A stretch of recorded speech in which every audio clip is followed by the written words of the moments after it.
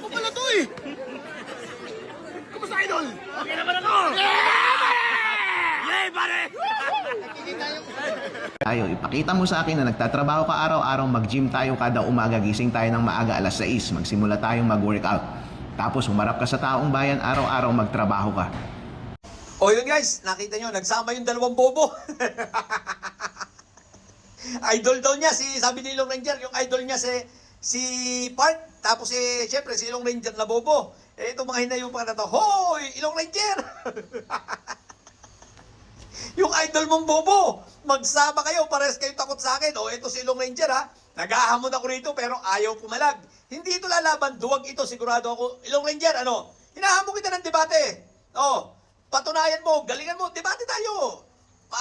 Ang debate natin, simple lang. Accomplishments lang. Pangulo ko versus pangulo mo na si Fentaboy. O, ano, wag ka na dyan kay Park. Alam mo kung bakit? Sunog na sa akin yan si Park. Bobo yan. Napanood mo ba yung debate namin ni Park? Uulitin ko ulit yung tanong ko. Uulitin ko ulit yung tanong ko. Okay. Ang sabi ni Park, napakadaming nang nagawa ni Duterte. Tama ba ako? Sa narinig ko sa'yo. Ang sabi ni Park, marami ng ano? Hindi, si Park nga tinatanong ko. Park, tama ba yung narinig ko sa'yo? Maraming nagawa si Duterte. Tama ba? Tama. Okay, sa dami ng nagawa ni Duterte, pwede mo ba akong bigyan ng 3 na infrastructure project na nagawa niya? Ha? 3 ha? Na brainchild niya, sinimulan, at tinapos. Sige na, gumamit ka na ng computer mo, ng laptop mo. O, maliwanag yung tanong ko ha, siguro naman eh. Hindi ko na alam, pag malabo pa rin yung tanong ko, palagay ko may problema na kayo sa comprehension ha. Napakalinaw na nun. O sige, okay, sagot. Kapatid Alfredo, 3 lang kasi yung hinihingi mo. Ang sagot ko naman, marami nga siyang nagawa. Alin nga doon, magbigay ka nga ng halimbawa sa dami. Yan, nasa harap ka na nga ng laptop eh. Marami. Ano nga yung maraming yun? Magbigay ka nga kahit, hindi ka pa nga kahit isa na, wala kang maibigay sa dami. Nagagalit ka kita. Hindi ako nagagalit, dito talaga ang boses ko. Ano ulit? Ano? Tanong mo? Oh, kita mo, mahina talaga ang comprehension, what the heck. May problema sa comprehension ng mga... Oh, sige, lilinawin ko ba? Uulitin ko ulit ang tanong, malabo ba? Uulitin ko ulit ha? Okay, uulitin ko. Mahina kasi signal mo, chapi-chapi. Uulitin ko ulit ang tanong ha? Uulitin ko. Ang sabi ni Park, Nagchachapi-chapi, saglit, ulitin mo ulit. Ano yun? ang sabi ni Park, maraming nagawa si Duterte. Dadahan-dahanin ko na ha? Maraming nagawa. Ang tanong ko, Nagchachapi kayo, ulitin mo nga, nagchachapi ka. wala, nalukuhan na ito. Hindi nyo kayang sagutin. Wala na. Sa dami ng nagawa ni Duterte, walang kayong sagot oh. Ang bumobo ng mga tao rito. Ano ba tanggol nyo? Ganyan bobo. 6 na taon si Duterte, walang nagawang kahit ano. Ay putang ina nyo. Magbalot-balot na kayo, mga bobo. Kaya ang ginagawa niyan ngayon, ibinablak ako, ayaw akong paakyatin pag siya nasa live, ayaw na. Nadala na sa akin, bakit lumabas ng kabubuhan niya.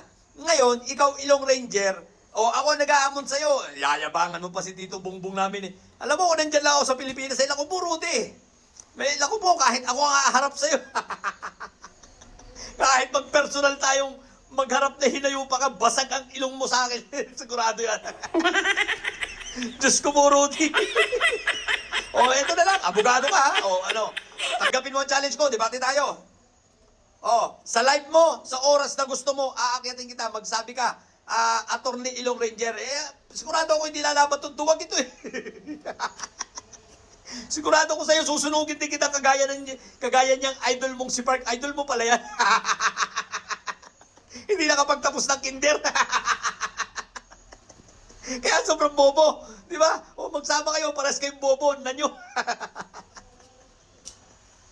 Puro yabang ito si Attorney Ilong Ranger, puta. Tsaka yung yung katabaran mo, sasabihan mo si Tito Bongbong hindi nagtatrabaho. Ina mo, umuwi ka nga muna sa Reina Mercedes, asikasuin mo yung bayan mo. Panay ang lakwatsa mo, hindi ka nagtatrabaho, vice mayor ka ron. Anong ginagawa mo? Wala ka, hindi ka nagtatrabaho, hinayo pa ka. Sayang ang pasweldo sa'yo ng constituents mo. Sira ulo.